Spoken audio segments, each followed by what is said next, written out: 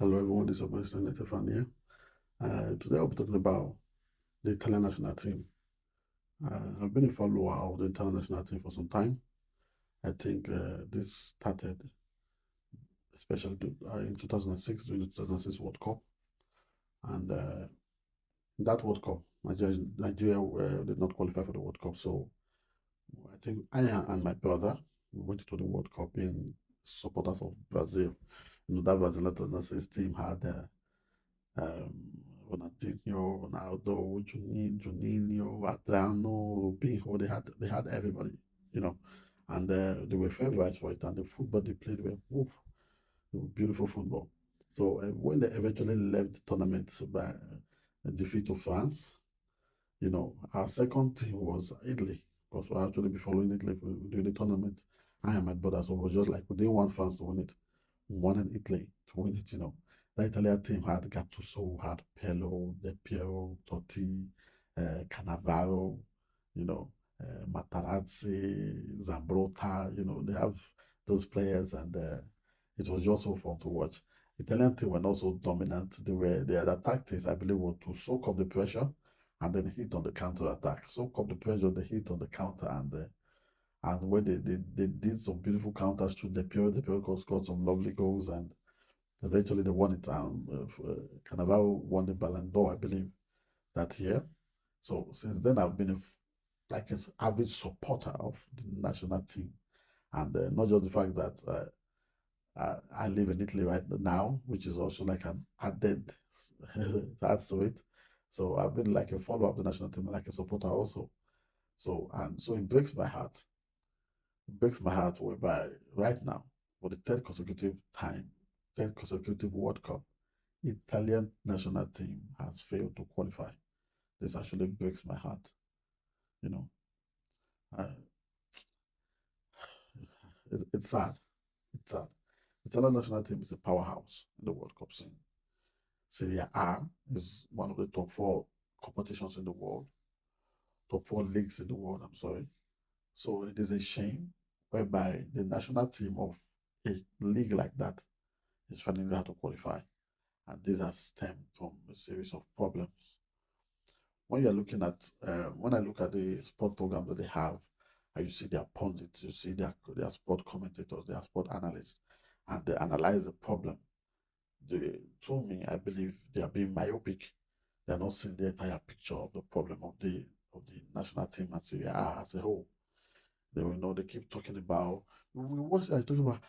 Questi giocatori non hanno carattere, non hanno carattere. Anyway, I'm speaking Italian. It means you don't have character. They don't have, character or leadership or stuff like that, which is actually important. It's good, but you can have all the character or leadership in the world if you don't have the talent. You can't do anything. You know, you don't have the technical talent. You won't be able to do anything. And some pundits, you see some Italian pundits will be going, the problem are the foreigners. These foreign imports, these are the problem. This league is supposed to be Syria, supposed to be for the Italians, this and this, and just be ranting. And I listen to this thing. Okay, this is my take on the reason that the Italian football as a whole has declined. And to me, this decline has been a long time coming, like a 20-year decline for the Italian football. And this is my take. I'll be breaking it down step by step. All right, let's start with the tactics. Okay. Italian tactics has not seen any type of evolution or upgrade for some time. From the team that is top of the league, Inter Milan, to AC Milan, to Atalanta, to Roma, that's fall to Torino FC, to the smallest clubs. They all use 3-5-2. You hear me right? You see two teams playing Inter Milan versus AC Milan, and the both teams will be using 3-5-2, whereby they pack the midfield full of players. Most of the time, aging players. Let's say who wins. The only team that are trying to do things different, like tactics wise, I think are Como, which is led by Fabregas, and Napoli, which is led by Conte. Conte sometimes will go back to the three in the back, but sometimes it does mix it up a little bit. And this, I believe, has been a problem in the sense that when you are playing with a 3-5-2, you have no use for wingers.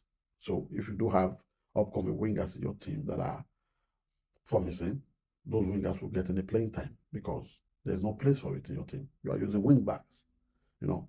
So any player that is coming up with a little bit of pace, with a little bit of genuity, will say, okay, if I want to get game time, I have to be a wing back. So yeah, that's only a limited problem for players. Okay, I believe the Italian coaches need to change.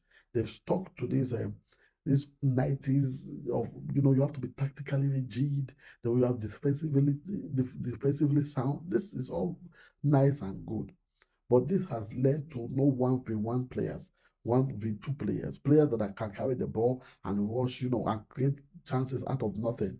However, the player that Italian national team have that can hold the ball and maybe beat the player or two is Chiesa, that currently plays for Liverpool. And he hardly gets in the game time. That just goes to show you what is wrong with the team. The players that they are now hoping for to create chances are wing backs like the DeMarco and the Politano. These are the players they are now hoping to create chances. And they are wing backs. These are not players as creative players. But these are their creative players. Due to the tactics, due to the tactical coaching, which is rigid and refuse to improve. This they don't teach dribbling. I don't think they do. They believe even you dribbling is like you are wasting time. You have to be tactical. Why are you dribbling? What if you lose the ball? Lack of ingenuity. It stifles out of the players, out of the youth players. Another thing is that there have been no improvement in the infrastructure of Italian football, in the sense that the pitches are out of date, the facilities are out of date. Let's go down to the grassroots right now. If you have a child that's a little bit talented or interested in football, and you want to get that child to play football, to go to the academy, you have to be ready to pay. If you don't pay, you won't be able to get them any good academy. You have to be able to pay. So even parents that have no money to pay, they won't be able to send these players to the academy. And if you don't send your players to these academies, oh, forget about it. Street football in Italy is dead. Street football that you see children just kicking the ball around in Italy is dead. It doesn't happen. The only football you see people going at is the academies. Okay, this is also a stifling effect. Then let's not talk about the age problem. There are so many old players in Syria. Move them on. It's time to retire. Give the young players a chance.